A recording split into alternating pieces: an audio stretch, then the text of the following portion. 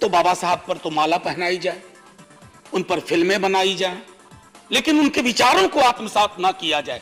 पेरियार, सावित्रीबाई फुले, ज्योतिबा फुले, बाबा साहब भीमराव अंबेडकर, आप एक साझा सोच देखिए, क्यों हमारे दलित बहुजन चिंतक उस तरह से नहीं सोचते हैं जैसा आप सोच रहे हैं, जैसा आपका रेजोल्यूशन सोच रहा है। I call upon Professor Manoj Kumar Jha.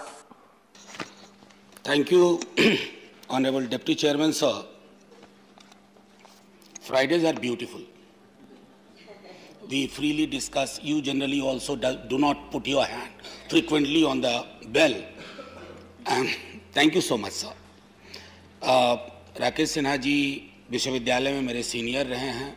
दो ध्रुवों पे हम दोनों खड़े रहते हैं, लेकिन संवाद, उनकी एक खूबी है कि संवाद को विवाद में तब्दील नहीं होने देते हैं। तो पहला शेर अर्ज किया है आपके माध्यम से माननीय मूवर ऑफ द रेजोल्यूशन को, नहीं निगाह में मंजिल तो जुस्तजू ही सही, नहीं विशाल मयस्सर तो आरजू ही सही, न तन में खून फराहम, न तन में खून फराहम, न अश्क आंखों में, नमाज शौक तो वाजिब है बेवजू ही सही।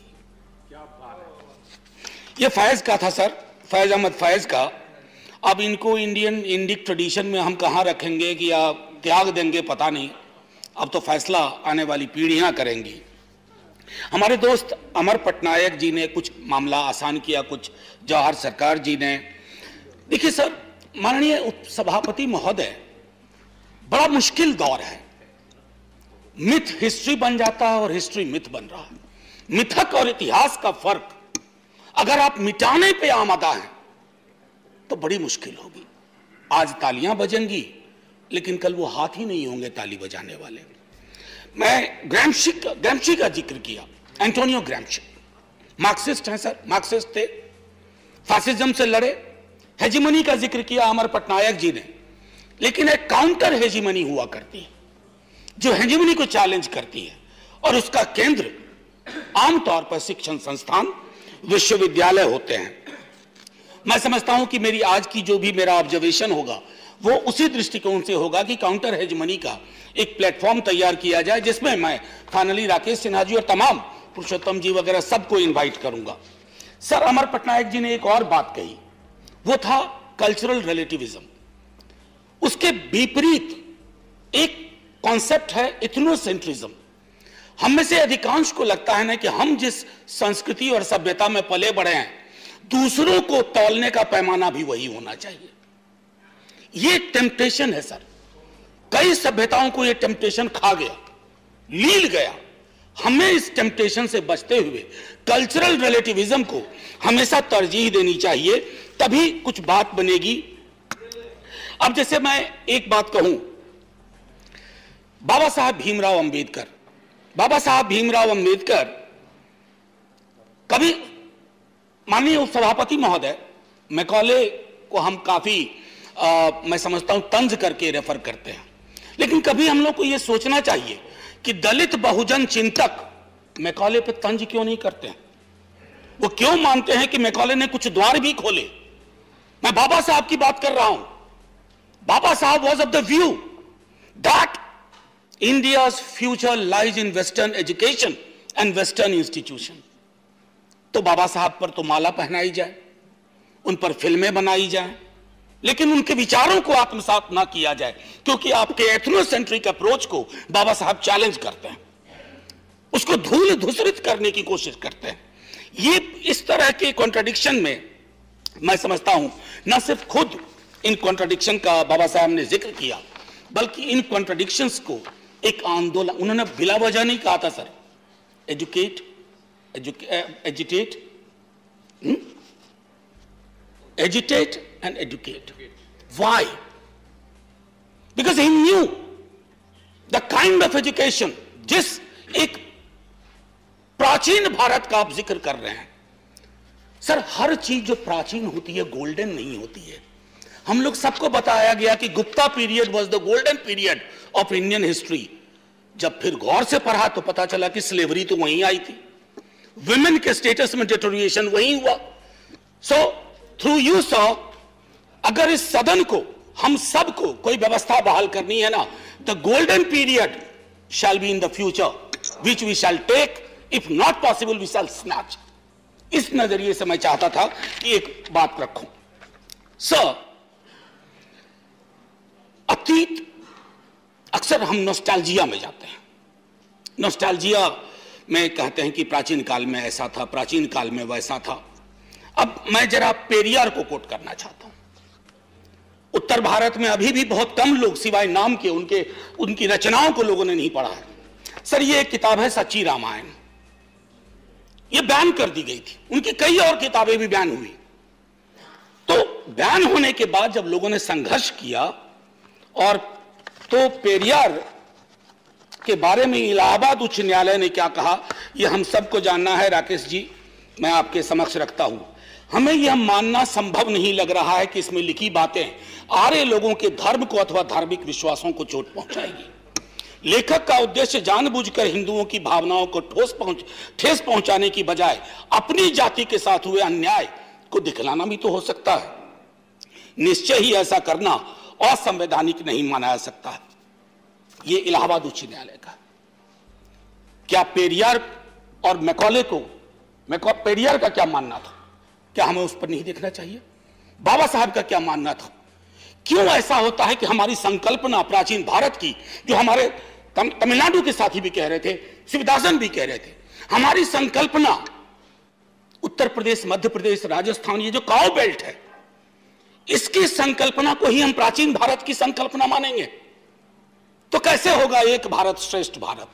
एक भारत श्रेष्ठ भारत के लिए कश्मीर से कन्याकुमारी, अगर आप कहते हैं भारत एक है, तो सांस्कृतिक विविधता और बहुलवाद के आधार पर बिना एथनोसेंट्रिक अप्रोच के हमें आगे बढ़ना होगा। सर, 2 मिनट और लूंगा। आज आप बोलिए। जी सर।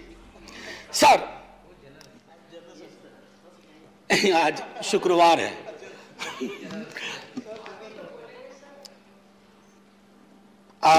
मैंने कहा ना कि अतीत की उल्टे पांव की यात्रा। अब एक चीज होती है क्रिटिकल पेडागॉजी। सर, एजुकेशन के कई डिफिनेशन हो सकते हैं, लेकिन अल्टीमेट परिभाषा क्या है? Education should be an instrument for emancipation. वो लोगों को आजाद करे कई तरह के बंधनों से, वैचारिक बंधन हो, धार्मिक बंधन हो, या किसी प्रकार के बंधन हो। मैं 2 चीज रेफर करना चाहूंगा यहां आपके माध्यम से, माननीय सभापति महोदय। 2 किताब। एक मणिमुग्ध शर्मा ने लिखी अल्लाहू अकबर। उन्होंने अकबर को कंटेम्पररी कंटेक्स्ट में उसको समझने की कोशिश की। और दूसरा हमारे जयराम रमेश जी हैं, the light of Asia, the poem that defined Buddha. मैं आग्रह करूंगा कि उसको पढ़ा जाए, इन किताबों को पढ़ा जाए। संदर्भ व्यापक होगा। सर, हम तो कहते हैं वैश्विक दृष्टिकोण के हैं। विश्वविद्यालय में विश्व शब्द क्यों पहले आता है? ऐसे ही नहीं आता है यूनिवर्सिटी का अनुवाद विश्वविद्यालय। दर्शन वैश्विक होना चाहिए, साइंटिफिक टेम्परामेंट होना चाहिए।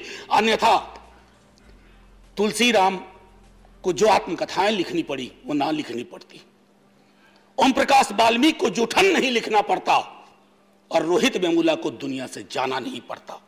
ये हमारी हकीकत है। मैं ये नहीं कहता कि शायद आपने ये हकीकत पैदा की, लेकिन पैदा हुई इस हकीकत को के खात्मे के लिए हमने साझा रूप से कुछ नहीं किया। हम कंफर्टेबल हैं इस हकीकत से, कंफर्टेबल हो गए। अरे जाति है कि जाति नहीं, स्वीकार कर लिया। क्यों नहीं जा रही है? यानी कि ये प्रिविलेज का बंटवारा है।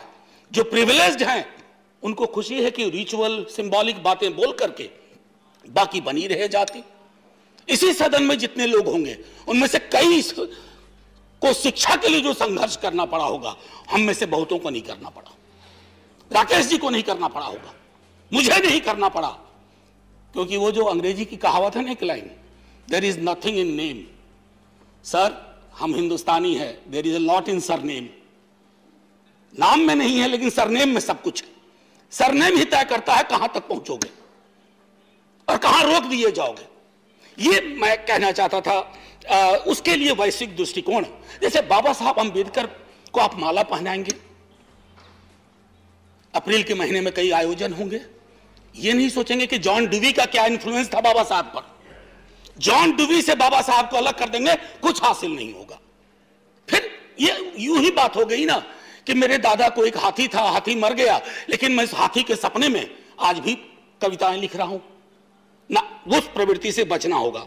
फिर मैं कहना चाहता हूं सावित्री बाई फुले ने मैकॉले के बारे में क्या कहा, मॉडर्न एजुकेशन के बारे में क्या कहा, इंग्लिश इंस्टीट्यूशन और एजुकेशन के बारे में क्या कहा। पेरियार, सावित्री बाई फुले, ज्योतिबा फुले, बाबा साहब भीमराव अंबेडकर, आप एक साझा सोच देखिए। क्यों हमारे दलित बहुजन चिंतक उस तरह से नहीं सोचते हैं जैसा आप सोच रहे हैं, जैसा आपका रेजोल्यूशन सोच रहा है? कहीं तो लोचा है केमिकल, ऐसा क्यों हो रहा है? उसको एड्रेस करने की जरूरत है। सर, क्वालिटी, आज भी हमारे यहां क्वालिटी ऑफ एजुकेशन की बात नहीं होती है। अक्सर हम आंकड़ों में देखते हैं कि इतना पेनिट्रेशन हुआ, इतना हुआ, ये नहीं देखते कि गुणवत्ता पे कितना काम हुआ, एक्सेस पे कितनी बात हो रही है। अभी कोरोना के दौरान डिजिटल एजुकेशन ने कैसे फिर से प्रिविलेज को और प्रिविलेज बनाया, बाकियों से सब कुछ छीन लिया। अभी बताऊं, रिसर्च की बात कर रहे हैं, एमफिल खत्म कर दिया गया सर, कोई आधार। न्यू एजुकेशन पॉलिसी आई, बहुत उसके गाने गाए जा रहे हैं, लेकिन मैं दुख के साथ कहता हूं सदन में न्यू एजुकेशन पॉलिसी पर चर्चा सर, दुख इसलिए कह रहा हूं माननीय सभापति जी, मैं आपके समक्ष इसलिए भी कह रहा हूं कि आप बहुत गंभीरता से सुनते हैं।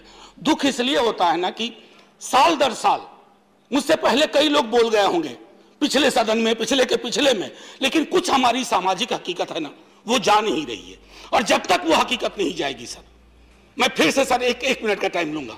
मेरे साथ सर एक स्टूडेंट था, मैंने पहले भी सदन में कहा, बहुत ब्राइट स्टूडेंट था सर, 10वीं के हमसे हमेशा उसके अच्छे अंक आते थे। और वो 10वीं के बाद जब मैंने पता किया वो कहां गया, सर वो चाय की दुकान खोल के बैठ गया, क्योंकि फर्स्ट जनरेशन लर्नर था, परिवार में कोई नहीं था सर। मेरे माता पिता दोनों प्रोफेसर थे सर। संसाधन तय करते हैं, जाति तय करती है, सरनेम तय करता है ज्यादातर। ये इस हकीकत को हम सबको स्वीकार करेंगे ना, तो शायद आज नहीं तो कल हम इसका निदान खोज पाएंगे सर।